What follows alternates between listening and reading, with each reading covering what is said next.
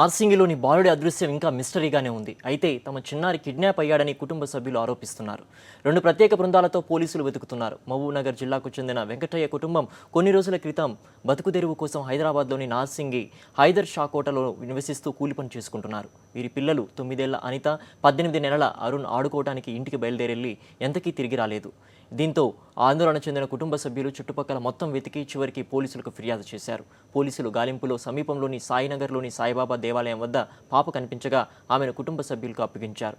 ఆమెను విచారించగా ఒక ఆంటీ తమను ఆటోలో తీసుకెళ్లిందని, తాను ఏడుస్తుండడంతో మధ్యలోనే వదిలేసి తమ్ముడిని తీసుకెళ్లిపోయిందని చెబుతోంది. అయితే ఆ మహిళ ఎవరో, బాబుని కిడ్నాప్ చేసిందో లేక ఆడుకుంటూ బాబు ఎక్కడైనా వెళ్లిపోయాడో పోలీసుల విచారణలో తేలాల్సి ఉంది. గంటలు గడుస్తున్న పసిబిడ్డ ఆచూకీ తెలియకపోవడంతో కుటుంబ సభ్యులు ఆందోళన చెందుతున్నారు. నాకు సాయిబాబా గుడి కాడికి వస్తావా అన్నది. ఇంకా వస్తా అన్న. ఇంకా ఆయనతో ఆటోలో ఎక్కిపించుకున్నది, పోయింది. ఆటోలో ఎక్కిపోయినాము. ఇంకా పోతే ఇంకా రంగరోజుకి పోయినాం. రంగరోజుకి వెళ్ళి మళ్ళీ ఆడ ఒక చెరువు ఉంది. ఆ చెరువు నీళ్ళ మీద బొమ్మ ఉంది.